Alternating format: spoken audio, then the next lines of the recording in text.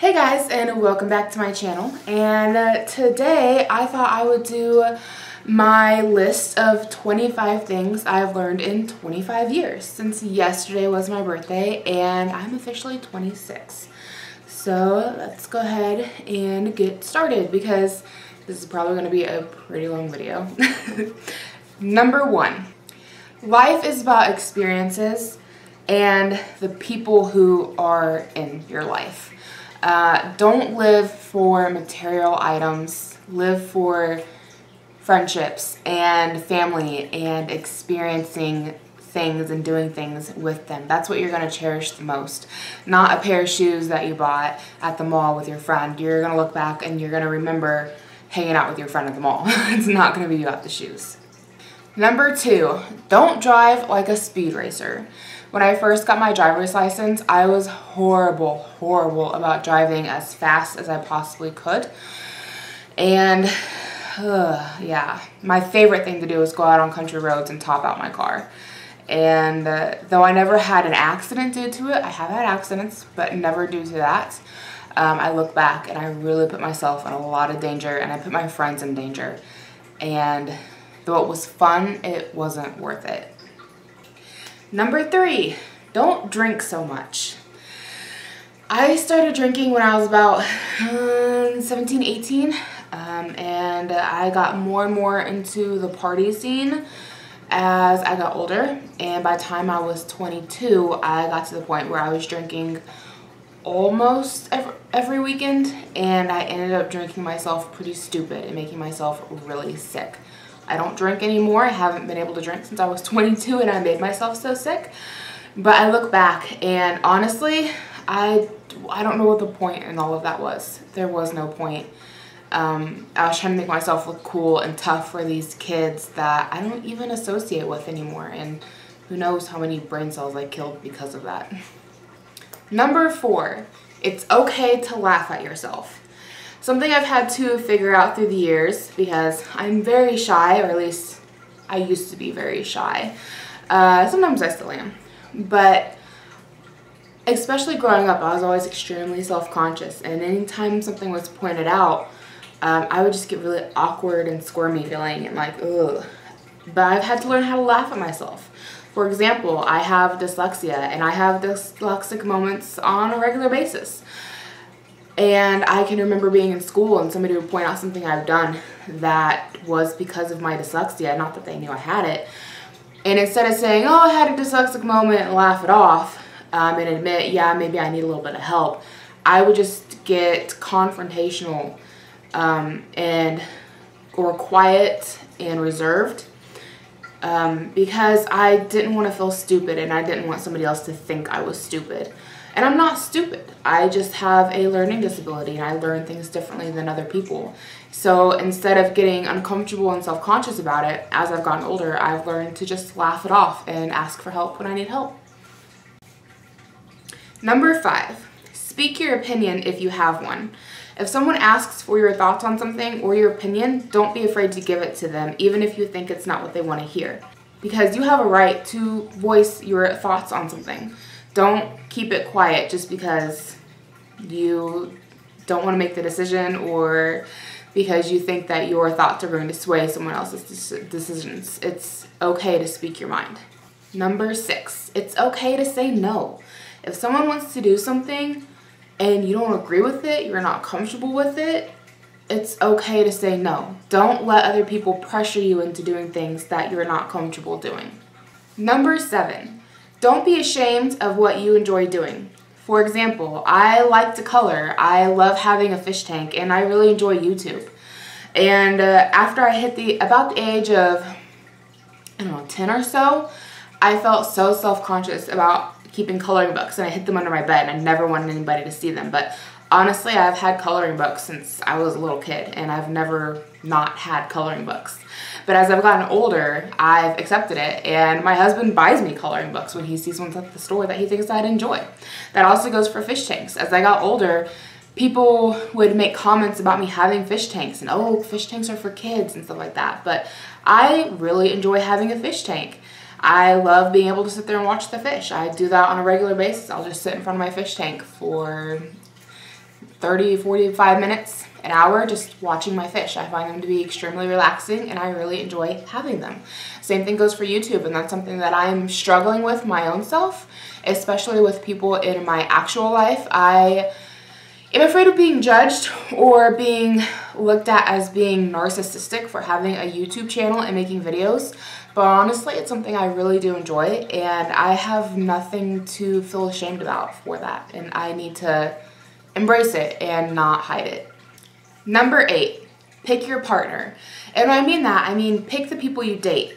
It's easy to develop feelings for a lot of different people, but just because you develop feelings for somebody, and I mean like a crush, and you like someone, doesn't mean you need to act on it. There needs to be a lot more that goes into your decision on whether or not you want to date somebody, more than just you think they're cute and you think they're sweet. Number 9, and this is something I've had to learn kind of the hard way, live below your means. Now, I was raised this way. I was raised that it's okay to want things, it's okay to work for things, and it's okay if you don't always get everything that you want. Just because you have the money for it doesn't mean you have to go out and buy it. But after I hit my early 20s, somewhere between 19 through 20, 21, 22-ish, I wanted to present myself a certain way. It's kind of why I got into the party lifestyle. I was always the one that show up with like the good stuff, essentially. And I always dressed in Victoria's Secret and really nice clothes, which everybody knows how expensive that is.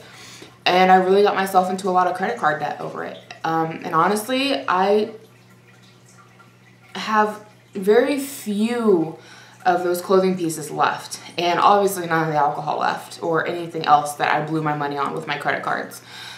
Material things do not last, but being financially stable is definitely something that you need to prioritize, not prioritizing the things you can buy.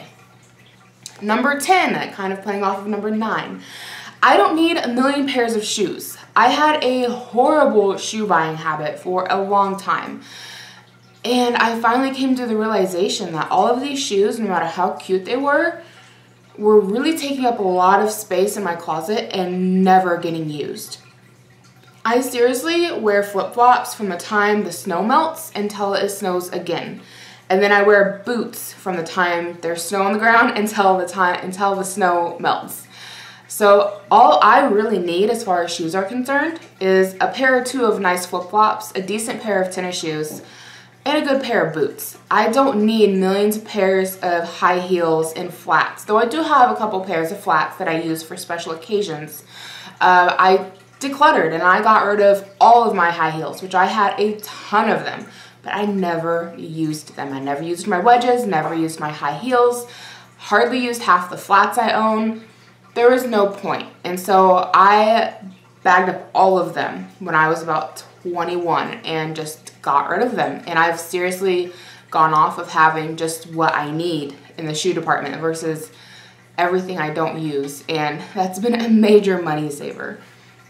Number 11, don't apologize if you're not sorry. So often in society, people push you into feeling bad about decisions that you make, especially pertaining to your life, and they expect you to apologize for it. But if you purposefully did something, and I'm not saying that if you did something and it hurt somebody else's feelings that you should apologize, but if you purposefully did something for your own life, for yourself, something for you, and other people want to make you feel bad about it and want to make you apologize for it, don't. You don't owe anybody an apology, even if they got hurt or offended over what you did. For example, I have a friend who got married right out of high school really young, and surprisingly, several of our friends took it very personally that she got married so young because they didn't like who she got married to, and they really made her feel bad about it. And to be completely honest, it was none of their business and it didn't affect them personally, and yet it ruined friendships.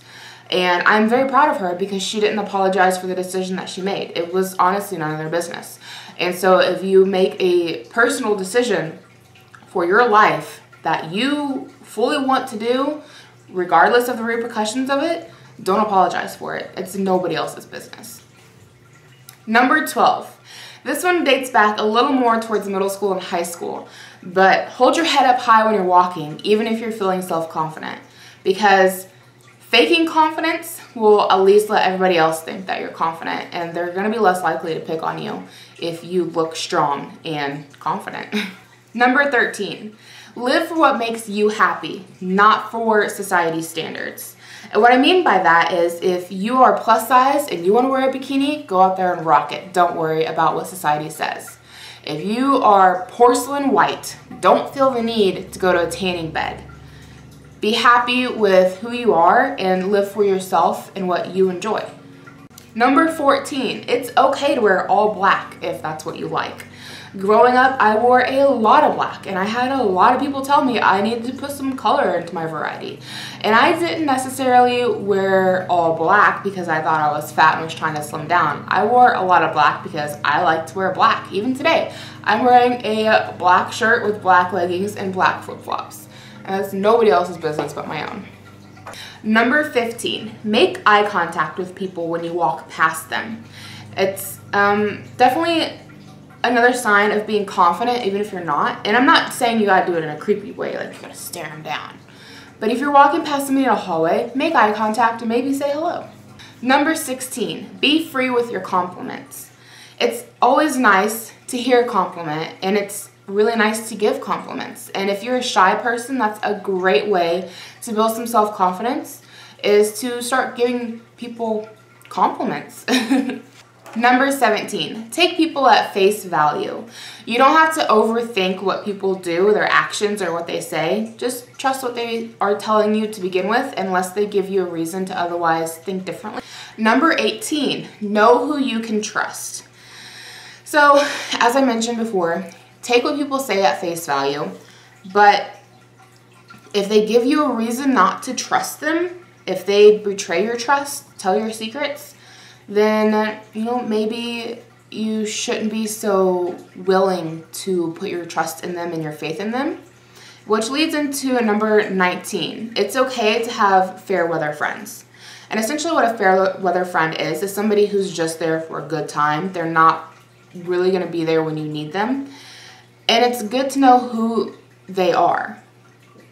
These are the kind of people that you don't want to put all of your trust in. But that doesn't mean that you can't keep them around for a good time, because that's obviously what they're there for, and everybody enjoys a good time, but I wouldn't suggest telling them your deepest, darkest secrets. Number 20, don't worry so much about what strangers think of you. You're probably never going to see them again anyways. Number 21, no one is really paying that much attention to you when you're out in public. Seriously, I think we spend too much time wondering about what everybody else thinks of us, that if we stop and take a look around, we're really not paying attention to anybody else anyways, and likely no one else is paying attention to us either.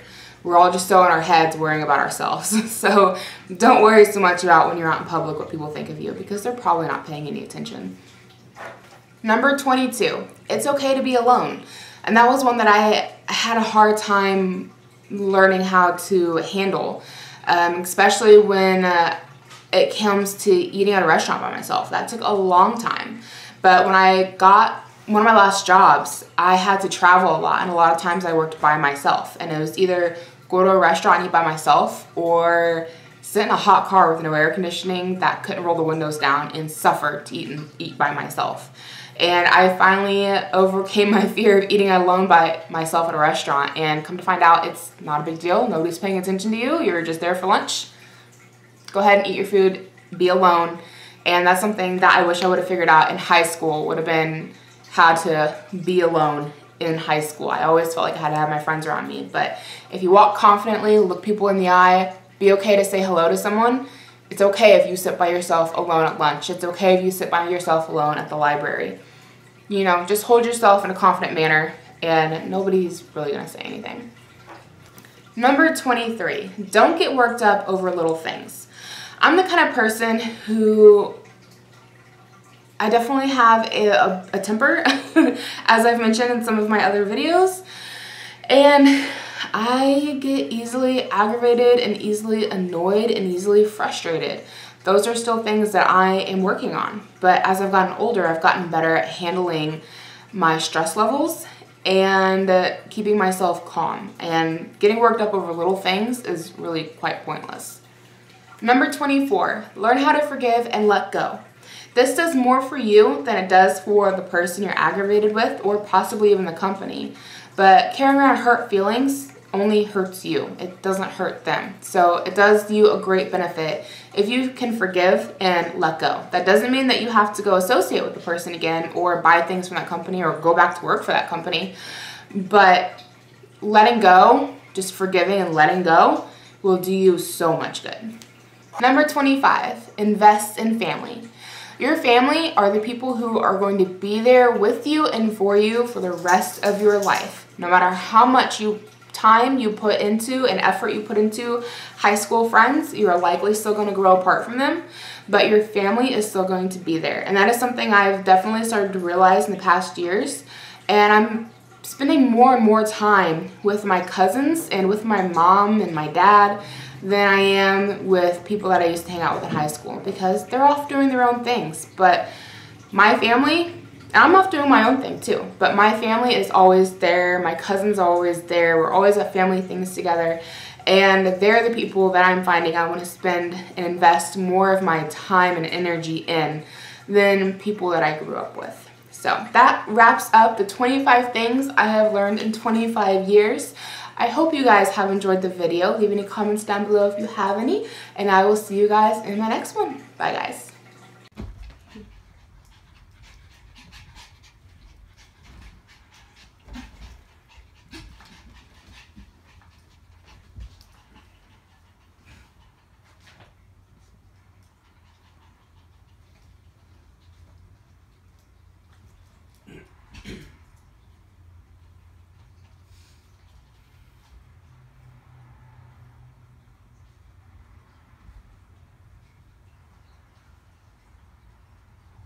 Found it.